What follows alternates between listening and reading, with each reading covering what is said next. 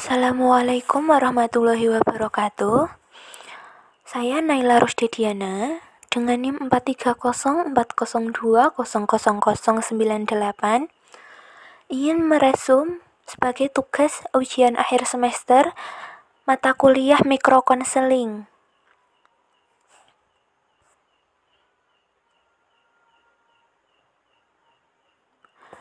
Dan materi yang pertama yaitu hubungan dalam konseling dan pentingnya pembinaan rapor dengan konseling.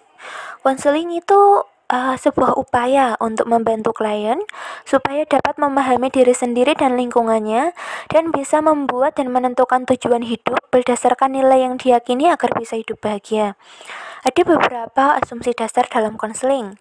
Konseling dipandang memiliki kemampuan untuk memilih tujuan dan bertanggung jawab atas diri sendiri, fokus pada masa depan. Klien bukan pasien dan konselor adalah partner atau guru.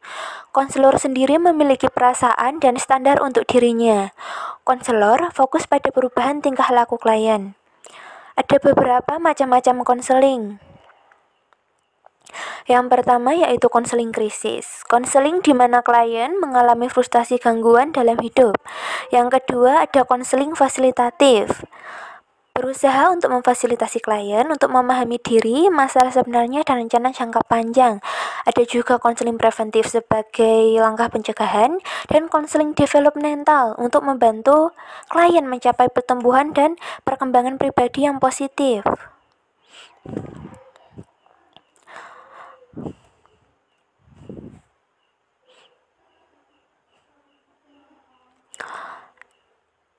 Ada juga beberapa layanan konseling. Yang pertama yaitu layanan orientasi untuk membantu klien memahami lingkungan baru yang dimasuki untuk kehidupan yang lebih baik tentu saja. Yang kedua yaitu layanan informasi, memberikan informasi yang dibutuhkan klien supaya klien dapat mengambil sikap tentang arah langkah ke depan. Yang ketiga layanan konseling individual, yaitu layanan konseling tatap muka yang menjadi bentuk esensi interaksi antara konselor dan konseli. Ada juga layanan konseling kelompok. Klien mendapatkan kesempatan untuk membahas dan mengentas permasalahan yang dialami melalui kacamata dinamika kelompok. Dan yang terakhir layanan konsultasi, yaitu layanan dari konselor kepada klien untuk memberikan berbagai pemahaman dan wawasan mengenai penyelesaian orang ketiga. Dan ketika yang bermasalah itu adalah orang ketiga. Ada beberapa teknik-teknik konseling. Yang pertama yaitu pendekatan langsung, di mana konselor berperan aktif, pendekatan tidak langsung, konselor sebagai pendengar atau pemberi dorongan, dan pendekatan elektik, di mana itu adalah sebuah cara untuk mengatasi keterbatasan dua pendekatan sebelumnya. Ada juga hambatan-hambatan yang ditemui dalam konseling seperti klien tidak terbuka, klien tidak merasa bebas mengutarakan masalah, suasana konseling kurang nyaman, klien tidak percaya pada konselor untuk membantu menyelesaikan masalah, kemampuan konselor kurang dalam menerapkan teknik-teknik konseling, maupun ketidakmampuan konselor sendiri untuk bonding di awal konseling. Ada juga konsep untuk membina hubungan atau raport. Beckton mengatakan raport atau konsep membina hubungan ini sebagai satu hubungan interpersonal yang rukun serta dapat memuaskan kedua belah pihak. Pada dasarnya, hubungan antara seorang konselor dan klien pada proses konseling merupakan suatu hubungan dalam memberikan bantuan yang sifatnya profesional.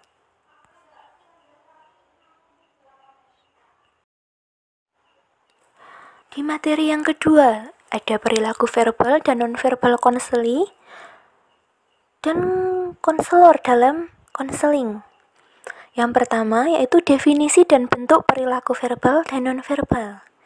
Perilaku verbal adalah perilaku dari komunikator pada komunikan dengan cara tertulis atau lisan, tentu saja dengan harapan lebih mudah memahami pesan yang disampaikan. B.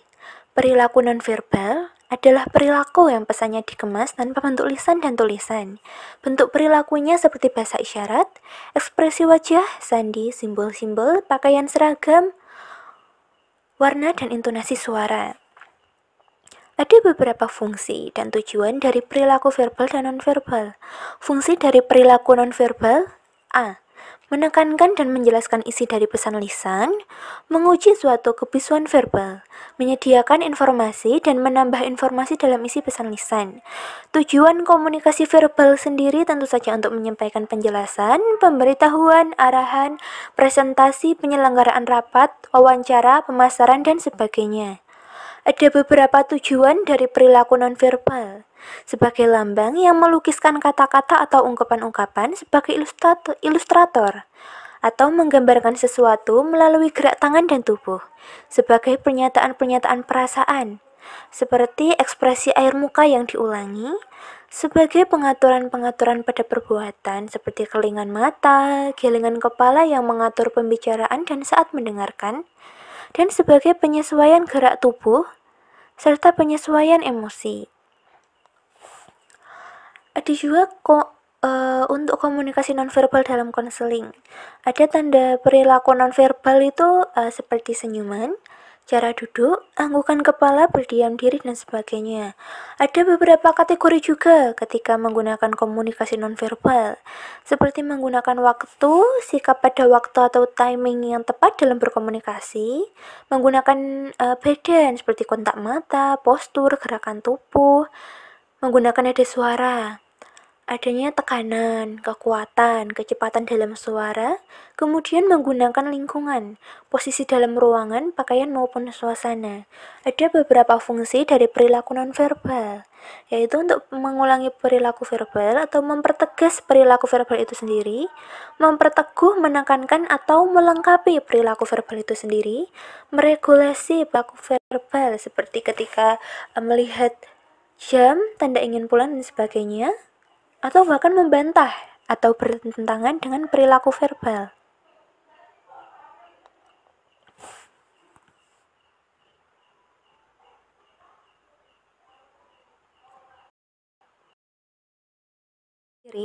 Merupakan sebuah perilaku yang menghampiri konseling, komponen kontak mata, bahasa badan, dan bahasa lisan.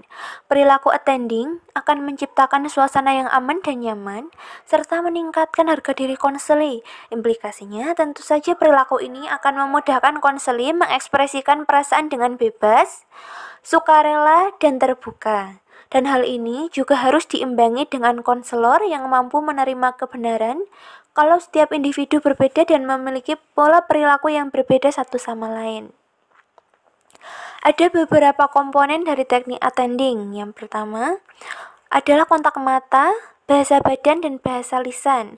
Untuk penampilan attending yang baik ditandai dengan anggukan kepala tanda persetujuan, ekspresi wajah menunjukkan hal positif, posisi tubuh condong ke arah klien, menggunakan gerakan tangan untuk menekankan ucapan, mendengarkan secara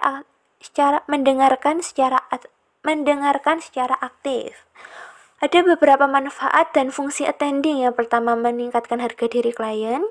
Yang kedua, menciptakan suasana aman bagi konseli. Yang ketiga, memberikan keyakinan bahwa konselor adalah tempat curhat terbaik. Ada beberapa kelebihan dan kekurangan dari teknik attending. Kelebihannya, meningkatkan harga diri dan suasana aman bagi konseli, memberikan keyakinan bahwa konselor adalah tempat nyaman untuk curhat, dan menciptakan suasana kondusif. Adapun kekurangannya itu tergantung seberapa efektif konselor dapat memanfaatkan teknik ini secara baik. Adapun pengertian dari empati, yaitu empati sangat erat kaitannya dengan attending. Secara umum, empati dapat diartikan sebagai kemampuan konselor untuk dapat merasakan dan menempatkan dirinya di posisi klien. Komponen empati ada kognitif, memahami apa yang orang lain rasakan, afektif, rasa kasih sayang atau merasakan apa yang orang lain rasakan, kehangatan yang tercermin dari perasaan, sikap atau bertutur kata lemah lembut, dan sikap kepedulian. Yang keenam, yaitu ada kelebihan dan kekurangan empati. Kelebihan dari empati yaitu menciptakan suasana nyaman, terpercaya, dan penuh kejujuran dalam proses konseling. Dan untuk kekurangannya yaitu setiap konselor harus bisa menunjukkan sikap empati. yaitu teknik refleksi perasaan dan eksplorasi dalam konseling. Teknik refleksi perasaan dalam konseling. Refleksi adalah teknik untuk memantulkan kembali pada klien tentang perasaan, pikiran, dan pengalaman sebagai hasil pengamatan terhadap perilaku verbal dan nonverbal klien. Selain itu, dengan teknik refleksi ini, klien akan mendapatkan insight untuk berusaha memecahkan dan menemukan solusi atas permasalahan yang dihadapi. Refleksi sendiri dibagi menjadi 3 jenis, yaitu refleksi perasaan, yaitu teknik memantulkan perasaan klien sebagai hasil pengamatan perilaku verbal dan nonverbal. Refleksi pikiran, yaitu teknik memantulkan ide, pikiran, dan pendapat klien sebagai hasil pengamatan perilaku verbal dan nonverbal. Refleksi pengalaman merupakan teknik memantulkan pengalaman klien sebagai hasil pengamatan perilaku verbal dan nonverbal. Ditinjau dari refleksi yang ditampilkan oleh konselor, maka bisa dibagi menjadi 4 bagian. Yang pertama yaitu refleksi nol. Konselor merefleksi sisi perasaan klien, tapi tidak terlalu penting bagi klien. Refleksi negatif, memuat klien melakukan defense mechanism atau mempertahankan diri, refleksi hayal, yang jauh kaitannya dengan apa yang dimaksud klien, dan refleksi positif, yaitu refleksi sesuai dengan perasaan dan isi pembicaraan klien, sehingga klien menjawab iya. Ada beberapa langkah-langkah dalam proses reflektif.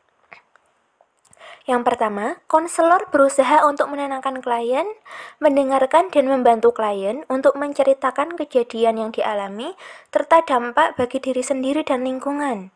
Membantu klien dan mengarahkan agar dapat mengungkapkan apa yang diinginkan, dipikirkan, dirasakan secara verbal atau tulisan.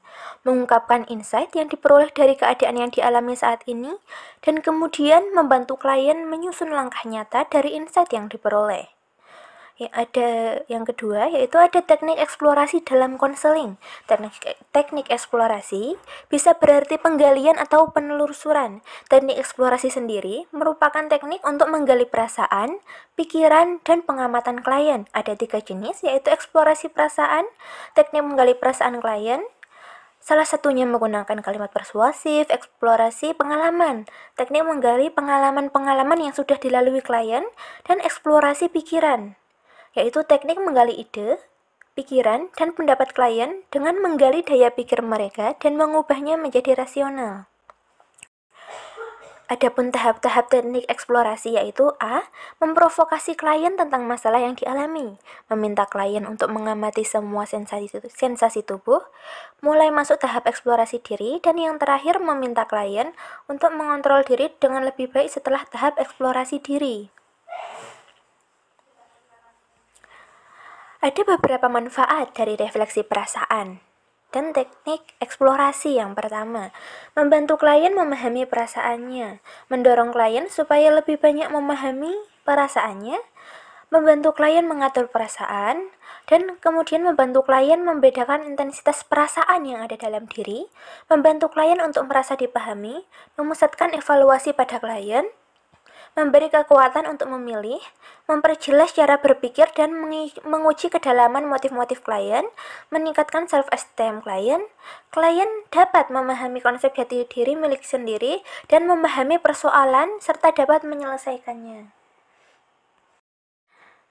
Materi yang kelima yaitu teknik bertanya dan parafrase dalam konseling.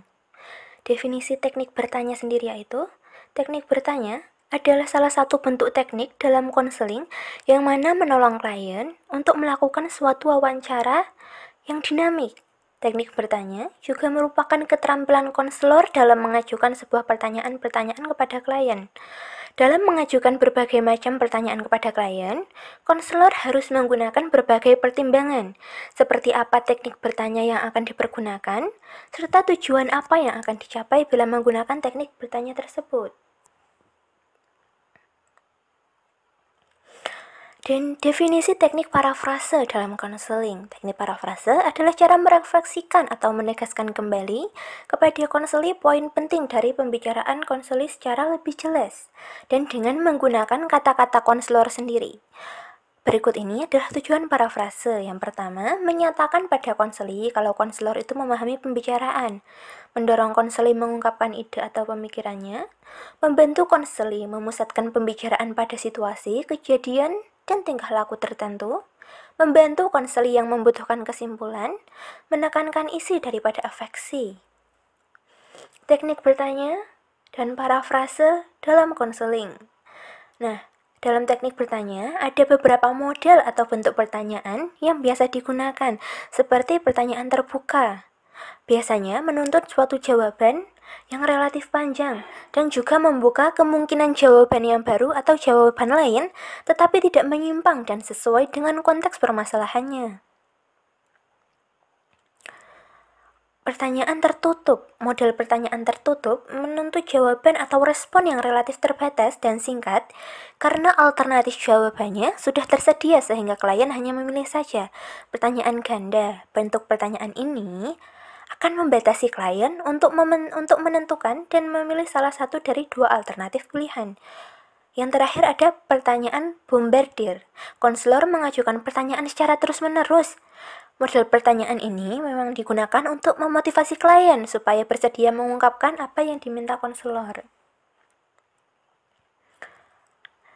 Adapun teknik parafrase itu mempunyai tujuan. Tujuannya penggunaan parafrase adalah mendorong konseli untuk mengungkapkan ide atau perasaannya, membantu konseli mengungkapkan ide atau pemikiran, merangkum seluruh perkataan konseli, mengarahkan proses wawancara konseling, menekankan isi pesan daripada afeksi. Ada beberapa hal juga yang perlu diketahui dan diingat dalam parafrase konseling, yaitu parafrase hanya menyatakan kembali secara esensial bantuan untuk memperoleh klarifikasi, bukan menuntut ya. Parafrase bukanlah upaya membaca apa yang terlintas di benak klien atau pemikiran konselor terhadap ucapan klien. Dan yang terakhir, parafrase biasanya diikuti dengan pertanyaan yang mengundang pembicaraan terbuka. Yang keenam itu ada teknik dorongan minimal dan interpretasi dalam konseling. Teknik dorongan minimal adalah semua jenis isyarat, sepatah kata, atau suara tertentu, anggukan, atau gerak tubuh yang menunjukkan bahwa konseling mempunyai perhatian penuh dan ikut serta dalam pembicaraan klien. Cara ini memberikan kesempatan dan kebebasan kepada klien untuk terus berbicara. Jenis-jenisnya ada dua, yaitu nonverbal dan verbal. Nonverbal, dorongan minimal nonverbal dapat berupa gerakan atau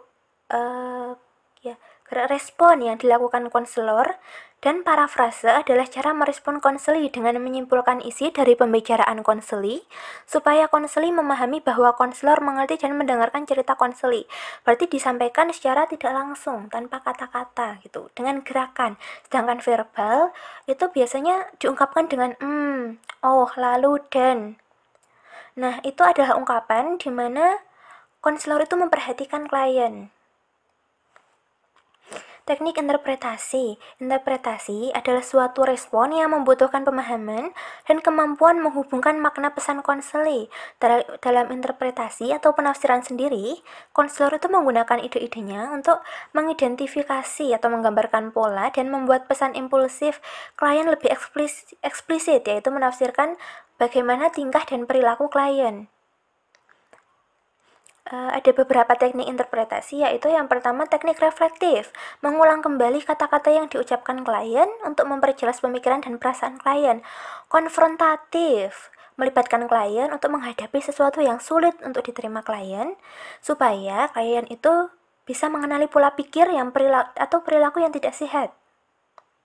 Konstruktif, membantu klien memahami bagaimana perilaku atau pemikiran mereka itu bisa diubah atau ditingkatkan supaya klien itu bisa mengembangkan pola pikir positif. Eksploratif itu melibatkan penyajian hipotesis mengenai alasan di balik perilaku atau pemikiran klien supaya klien itu mampu mengeksplorasi perasaan mereka sendiri ya. Transference itu membantu klien untuk mengenali pola pikir dan perasaan mereka terhadap orang lain, apa yang mereka rasakan terhadap orang lain gitu. Yang ketiga, itu ada fungsi dan tujuan teknik dorongan minimal. Fungsi dan tujuannya untuk membuat konseli supaya tetap bicara dan bisa mengarahkan pembicaraan ke tujuan, meningkatkan fokus konseli ke pembicaraan, terus biar konselinya nggak ragu-ragu, terus konselornya biar nggak menghindari keraguan pembicaraan konseli, konselor tidak mendominasi percakapan, dan konselor bisa memberikan perhatian lebih dalam pembicaraan. Untuk fungsi dan tujuan interpretasi, mengembangkan hubungan menyehatkan bagi konseli, mengenali hubungan kausalitas atau sebab akibat dari pesan dan perilaku konseli, menangkap pesan eksplisit dari pernyataan konseli atau pesan yang diungkapkan secara tidak langsung itu, menafsirkan makna dari perkataan dan gerak-gerik konseli, kemudian memotivasi konseli untuk mengubah perilaku dan pemikiran yang ke arah yang lebih baik. Sekarang materi yang ketujuh, yaitu teknik mengarahkan dan summarizing dalam konseling. Teknik mengarahkan adalah kemampuan konselor untuk mengajak dan mengarahkan klien untuk berpartisipasi secara penuh dalam proses konseling. Ada dua jenis teknik mengarahkan, yaitu arahan langsung dari konselor, konseling direktif dan non-direktif. Konseling direktif mengasumsikan bahwa konselor memiliki pengetahuan dan keterampilan terkait tipe-tipe masalah tertentu pada pertemuan konseling dan menentukan arah konseling dengan kerjasama konseli. Terapi pemutusan langsung berupaya membantu konseli melihat atau mengerti masalah-masalah mereka melalui pengambilan keputusan, lalu memilih suatu alternatif yang lebih memuaskan. Langkah-langkah teknik mengarahkan. Yang pertama, yaitu analisis dan pengumpulan data klien. Jadi, data klien dikumpulkan, kemudian diadakan sintesis data untuk mengenali kelemahan dan kelebihan klien. Kemudian baru saja ada diagnosis masalah.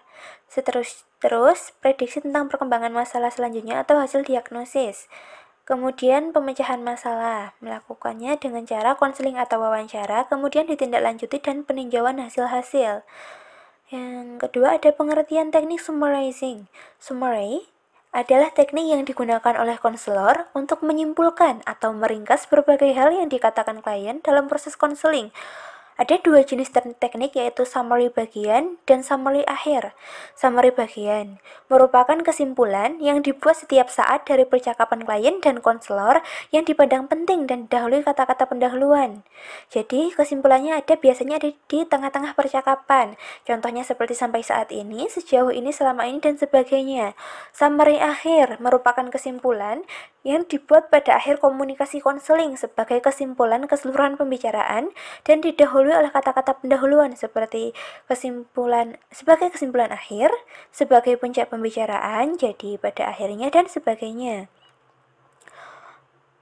Ada beberapa tujuan dari teknik mengarahkan, yaitu biar konselor bisa mengajak atau mengarahkan klien dengan sikap attending untuk berbuat sesuatu, dan agar konselor mampu menyusun kalimat-kalimat yang bernada mengajak atau mengarahkan dengan halus, sehingga klien terasa tersugesti untuk berbuat sesuai arahan tersebut. Untuk tujuan teknik summarizing sendiri, yang pertama yaitu menyatukan berbagai unsur-unsur dalam pesan klien. Dalam pembicaraan tentu saja ada unsur-unsur yang perlu disatukan, terus mencegah langkah terburu-buru, mengidentifikasi tema-tema umum, dan mereview kemajuan yang didapat selama wawancara, yaitu direview apa saja kemajuan dari klien selama wawancara berlangsung, dan kemudian untuk mengarahkan pembicaraan klien fokus kepada masalah.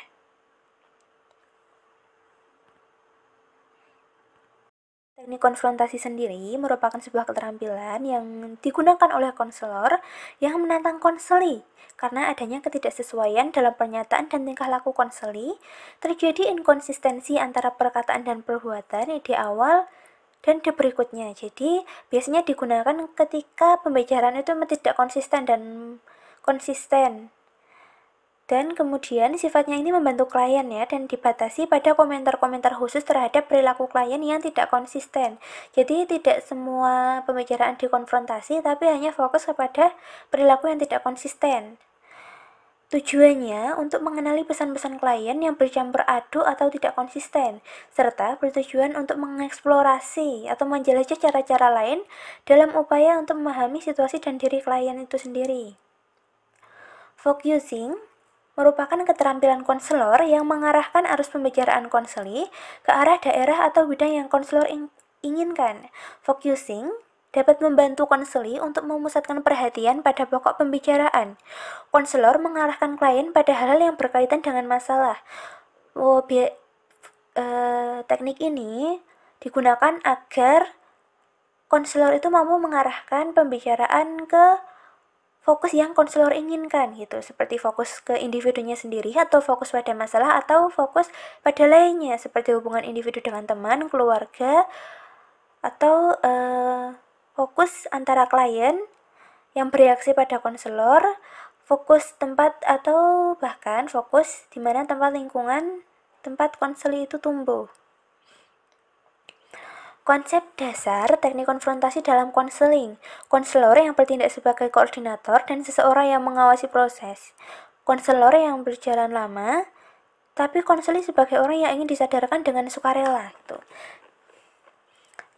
Ada 3 taktik konfrontatif yang digunakan dalam materi ini, yaitu mengidentifikasi orang yang gagap, baik secara verbal maupun non-verbal, untuk memperjelas ucapannya ya, dan tingkah lakunya, gerak-geriknya. Yang kedua, konselor bertugas untuk menjelaskan masalahnya dan membantu klien untuk memahaminya. Dan kemudian mengevaluasi untuk memberikan intervensi yang efektif untuk mengklarifikasi dan memperkuat apa yang dikatakan, dipikirkan, dan dilakukan. Ada beberapa langkah untuk penerapan teknik konfrontasi dalam konseling itu sendiri. Yang pertama yaitu biar bisa menerapkannya secara baik, perlu untuk mengenalkan konsep secara aktif untuk mengidentifikasi ambivalensi, dispersi, dan perasaan campur aduk tertentu. Jadi diidentifikasi dulu perasaan dari klien itu.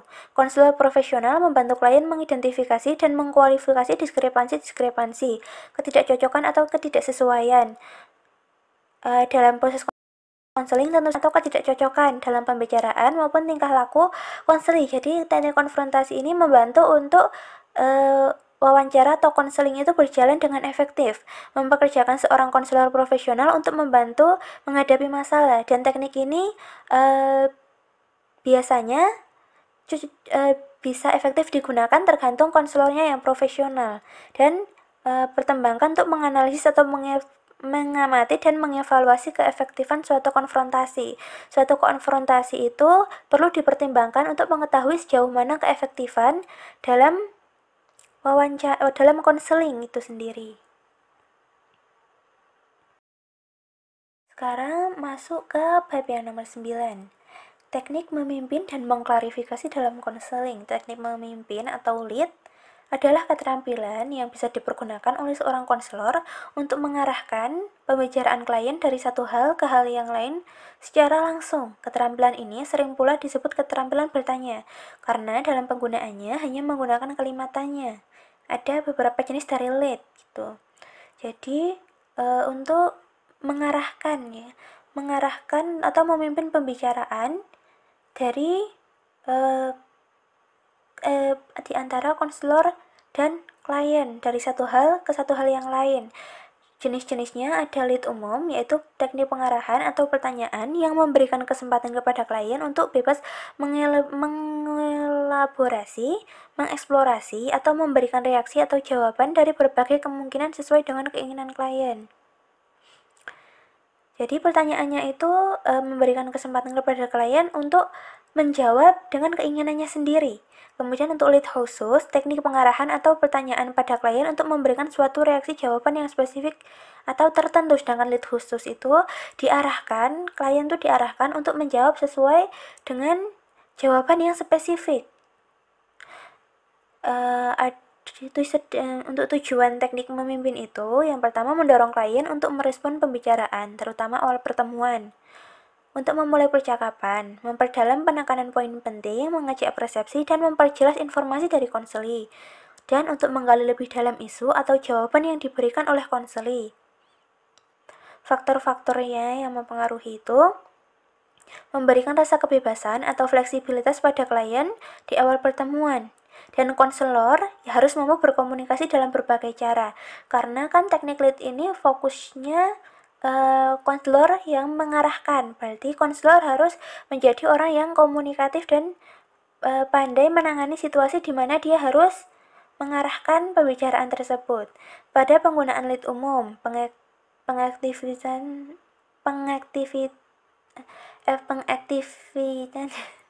efektifan arahan dengan berbagai jenis, komunikasi dengan cara yang tepat dan baik, terlalu banyak arahan dari konselor tentang implikasi tanggung jawab konselor untuk berdiskusi.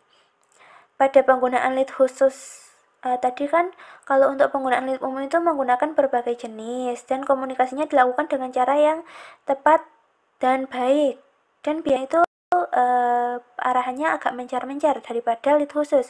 Untuk penggunaan lead khusus itu menggunakan pengarahan umum selama beberapa menit pertama wawancara, jadi lebih terstruktur. Untuk lead khususnya itu mengajukan satu pertanyaan pada satu waktu agar responnya itu sesuai dengan apa yang diinginkan konselor, dan metode wawancara selain evaluasi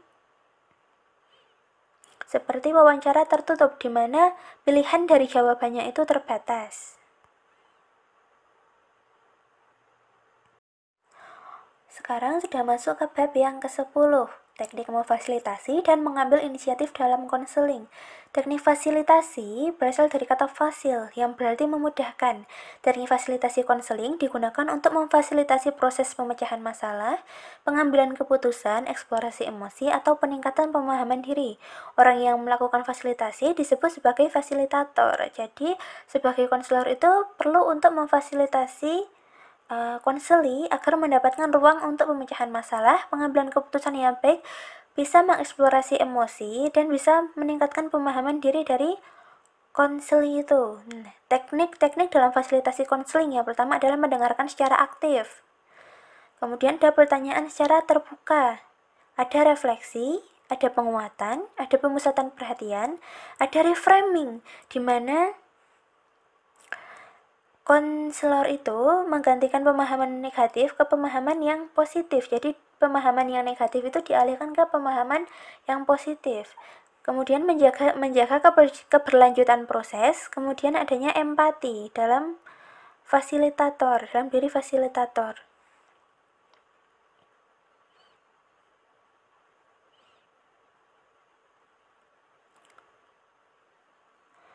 Teknik-teknik inisiatif gitu merupakan strategi atau pendekatan yang digunakan oleh konselor untuk mendorong klien mengambil tanggung jawab penuh atas perubahan yang diinginkan dalam hidup mereka. Ini melibatkan memberikan dukungan, membantu klien mengidentifikasi tujuan yang jelas, mengembangkan rencana tindakan, dan memotivasi mereka untuk mengambil langkah konkret dalam mencapai tujuan tersebut. Teknik inisiatif berarti memberikan dorongan untuk supaya klien itu bisa berinisiatif mengambil tanggung jawabnya untuk perubahan ke arah yang lebih baik. Caranya seperti memberikan dukungan atau membantu klien untuk mengidentifikasi, untuk mengetahui bagaimana tujuan yang harus dicapai dalam hidup, dengan menentukan rencana-rencana yang setelah disusun, dan terus memberikan motivasi untuk mengambil langkah yang sesuai dengan perubahan yang diinginkan. Ada beberapa teknik-teknik ada beberapa teknik inisiatif sendiri dalam konseling. Yang pertama adalah penetapan tujuan dari perubahan atau tujuan yang ingin dicapai oleh konseli, merancang tindakan, kemudian menggunakan motivasi, terus kemudian pemberian umpan balik, mendorong tanggung jawab pribadi. Mendorong tanggung jawab pribadi itu supaya itu konselor itu mempunyai tanggung jawab atas dirinya sendiri dalam aspek-aspek perubahan yang ingin dia lakukan. Mendorong refleksi dan evaluasi diri. Hal ini penting untuk terus mengevaluasi peran dan tanggung jawab untuk perubahan yang diinginkan dalam hidup, dan kemudian mengindividualisasikan langkah-langkah. Perlu adanya langkah-langkah pribadi untuk melakukan perubahan gitu. 11 yaitu teknik pemberian nasihat dan informasi dalam konseling. Teknik pemberian nasihat merupakan sebuah usaha atau anjuran konselor kepada konseli supaya konseli mampu menentukan pilihannya dalam mengambil tindakan tertentu. Tujuan pemberian nasihat itu untuk membantu klien dalam mengambil keputusan, terutama jika klien sudah melakukan diskusi yang panjang tapi belum bisa dapat mengambil keputusan tentang masalah yang sedang dihadapi. Teknik ini bisa diaplikasikan ketika solusi konseli itu sulit untuk menemukan solusi setelah adanya konseling, sehingga adanya pemberian nasihat dari konselor supaya konseli dapat mengambil keputusan. Nah, konselor sendiri itu bisa memberikan nasihat dalam 3 bentuk. Yang pertama, nasihat langsung diberikan pada konseli jika konseli tidak mengetahui hal yang hendak dilakukan, seperti kasus yang pertama tadi. Yang kedua yaitu nasihat persuasif, diberikan bila mana konseli sudah mengetahui alasan-alasan logis atas rencananya. Jika konseling itu sudah menentukan titik temu, kemudian sudah mempunyai rencana, namun belum bisa menemukan alasan yang logis atas rencana-rencana tersebut, atau rencana-rencana tersebut masih belum bisa diaplikasikan, maka konseli itu bisa memberikan nasihat yang persuasif. Itu yang ketiga yaitu nasihat alternatif, diberikan ketika konseli mengetahui kelebihan dan kelemahan setiap alternatif. Pada akhirnya dalam sebuah pembicaraan, dalam wawancara atau konselor itu selalu ada titik-titik temu, namun di titik-titik temu itu pasti ada kelebihan dan kelemahan. Nah, ketika sulit untuk mengambil keputusan dalam hal tersebut, maka diberikan nasihat alternatif. Faktor yang mempengaruhi teknik pemberian nasihat yang pertama adalah internal dari dalam diri. Nah, ada beberapa faktor yang mempengaruhi teknik pemberian nasihat ini manjur atau enggak itu ke konseli. Yang pertama ada kekurangnya kesungguhan dari konseli untuk menyelesaikan masalahnya, sulit memberikan diri. Dan untuk faktor dari konselor sendiri, konselor itu juga bisa mungkin belum memenuhi standar untuk dapat melakukan konseling. Hal itu juga berpengaruh juga untuk konseling. Lingkungan keluarga. Nah, kondisi keluarga juga sangat berpengaruh terhadap motivasi konseli untuk dapat menyelesaikan masalah yang sedang dihadapi. Pengertian teknik pemberian informasi. Teknik pemberian informasi sering disebut sebagai metode ceramah yang memberikan informasi atau penjelasan oleh seseorang pembicara pada suatu kelompok pendengar. Teknik pemberian informasi dapat diselenggarakan secara langsung dan terbuka oleh konselor kepada seluruh responden. Di samping itu, tujuan dari teknik pemberian informasi adalah agar individu mengetahui dan menguasai informasi yang selanjutnya dimanfaatkan untuk keperluan kehidupannya sehari-hari dan guna untuk membantu perkembangan diri. Jadi, pemberian informasi itu metode seperti ceramah, memberikan informasi yang bermanfaat untuk keperluan kehidupan dari konseli itu sendiri. Prosedur dari teknik pemberian informasi yang pertama yaitu tahap perencanaan. Di tahap perencanaan ini, konselor itu harus bisa mengenali kebutuhan konseli, merumuskan kompetensi atau tujuan bimbingan, mengembangkan materi sesuai kebutuhan dan tujuan, merencanakan strategi, dan merencanakan media atau alat bantu yang bisa digunakan untuk merencanakan kegiatan evaluasi. Kemudian di tahap pelaksanaan sendiri, yang pertama itu ada tahap awal atau orientasi, kemudian beralih ke tahap peralihan ke kegiatan inti, merupakan pelaksanaan kegiatan dengan cara memberikan informasi atau penjelasan secara lisan. Jadi awalnya itu dianalisis terlebih dahulu, direncanakan mulai dari media dan pelaksanaan, kemudian pembukaan, kemudian metode ceramah atau pemberian informasi, kemudian tahap penutup, menyimpulkan hasil kegiatan, membahas kegiatan di masa depan, dan mengemukakan kesan dan harapan, kemudian diadakan evaluasi dari konseling itu sendiri.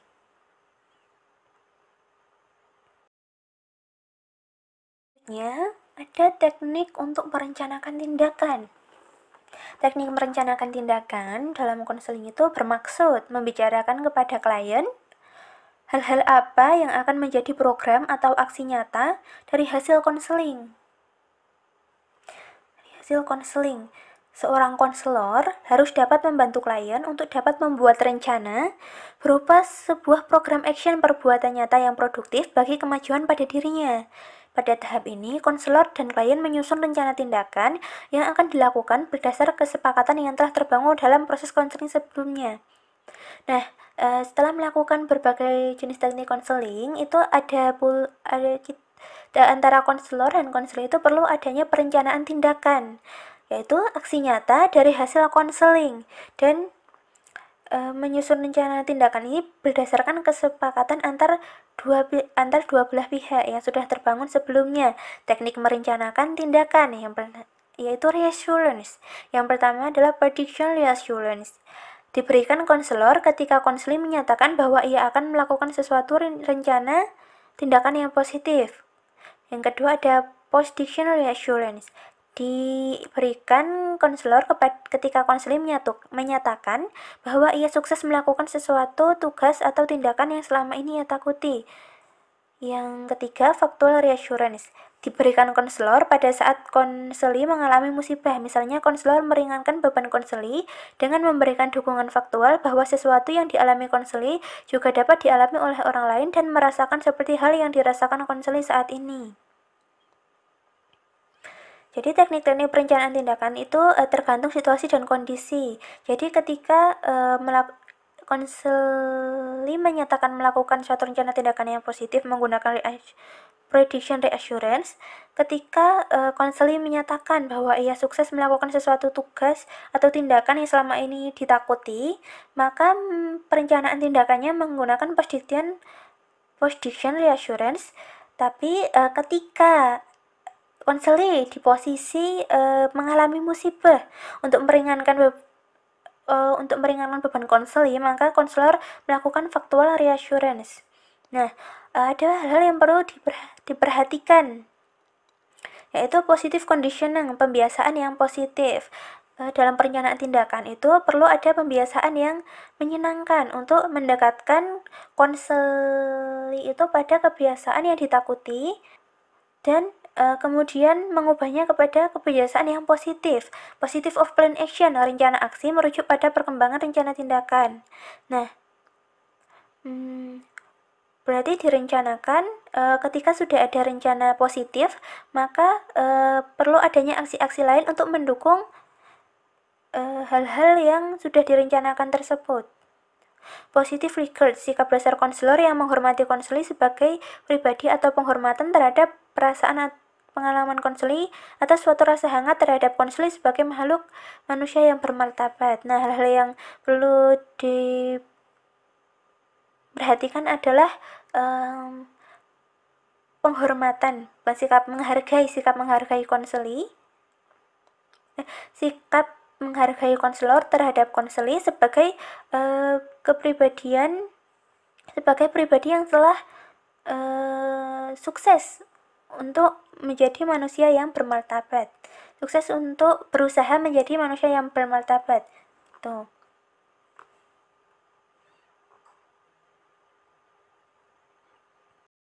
Yang terakhir yaitu teknik menyimpulkan dan terminasi.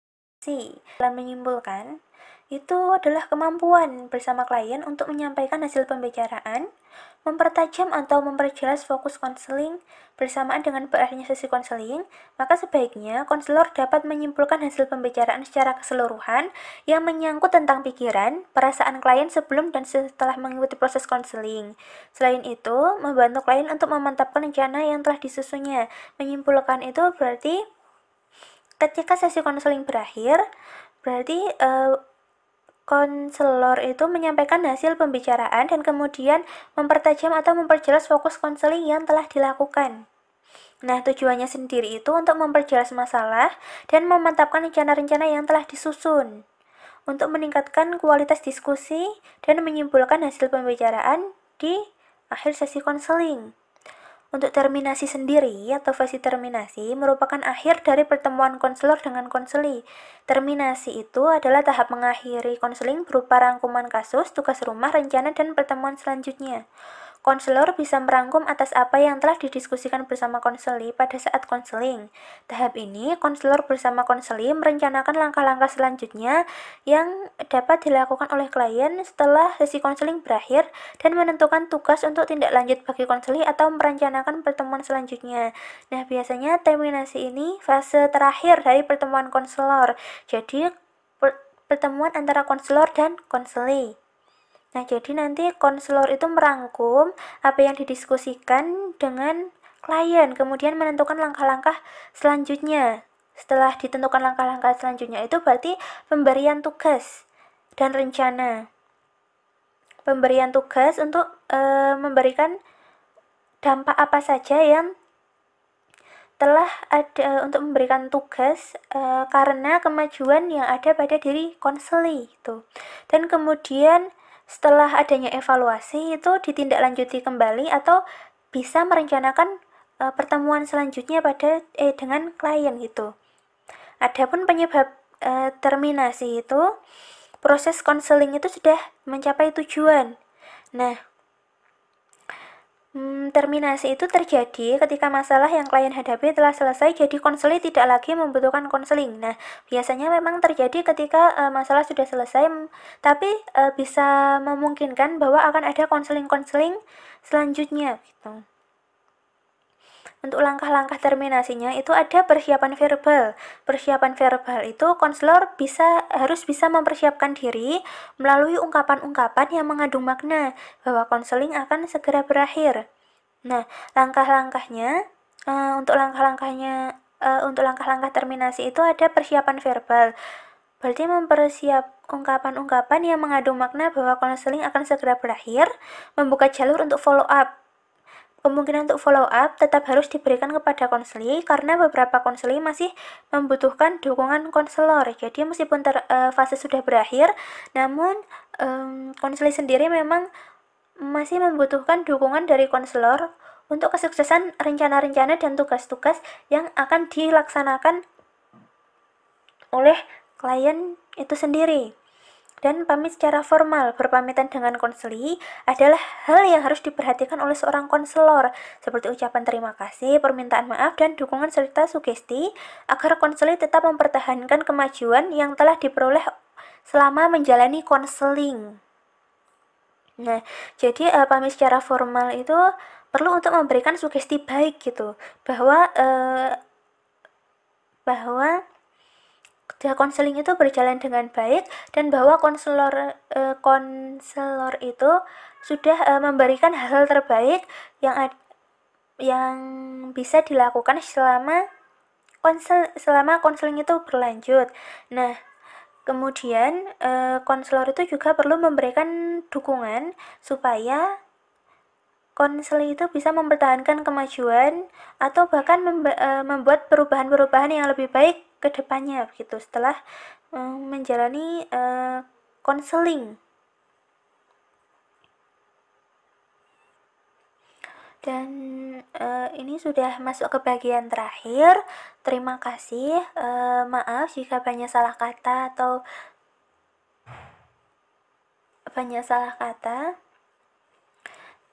Sekian, terima kasih. Wassalamualaikum warahmatullahi wabarakatuh.